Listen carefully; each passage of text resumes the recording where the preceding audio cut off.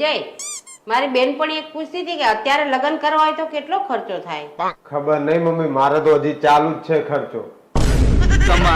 અરે કોણ કે છે કે સ્ત્રીઓ એમની ભૂલ નહીં સ્વીકારતી? આ મારી તો રોજ મને એમ કે મારી ભૂલ થઈ ગઈ તમારી જોડે લગ્ન કરી. સૌથી મોટી ભૂલ સ્વીકાર જ છે બાપડી. એ હાલો આજે આપણે બહાર ખાવાનું ખાશું. ચાલો અમે તૈયાર થઈ જઈએ. હા હાલો, હું ચટ્ટાઈ પાથરી દઉં હો બા.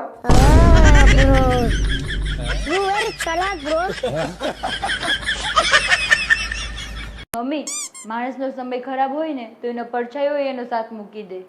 ના ના, ખોટી બધી વાર્તાઓ છે. જયારે માણસનો સમય ખરાબ હોય ને ત્યારે એના સગા સંબંધી ભાઈબંધો બધા જોડે ને જોડે જ ઉભા હોય. વિશ્વાસ ના આવતો ગમે એના લગ્નનો આલ્બમ જોઈ લો. મમ્મી, લગ્ન પછી સાંસારિક જીવનનો સ્વાદ કેવો લાગે નહીં? લીલા મરચાની લોલીપોપ જેવો.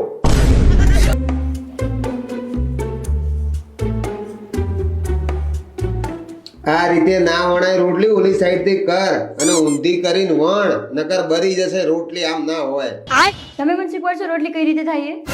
તો હું ગાડી ચલાવું ત્યારે દોઢી કેમ થાય? જેવું કેવું ખટકે હે ને અત્યારે. રોટ દાદી થતી નહીં હવે. વિજય, મને કયો તો તમે જોવા આવ્યા ત્યારે મેં કયા કલરના કપડા પહેર્યા હતા? હવે એવું તો ખબર નહીં મને યાર. એનો મતલબ તમે મને પ્રેમ જ નથી કરતા. જોયું ને મમ્મી? તો માણસ પાટે પડવા જાય તો એવું થોડું જોવે કે કયા કલરની ટ્રેન આવે છે.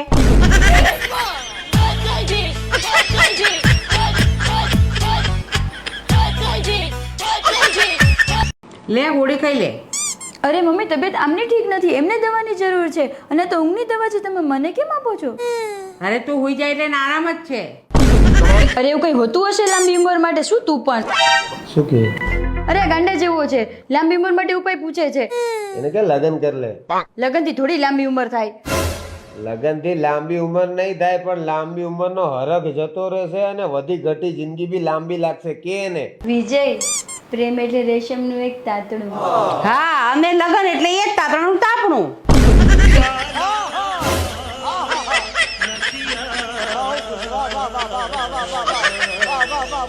વિજય, આપણા નવા નવા લગ્ન થયા ત્યારે હું જમવાનું બનાવતી તો તમે ઓછું ખાતા અને મને વધારે ખવડાવતા. તો હવે એવું કેમ નહીં કરતા? કારણ કે બેટા હવે તમે ખાવાનું બનાવવાનું સારું શીખ્યા.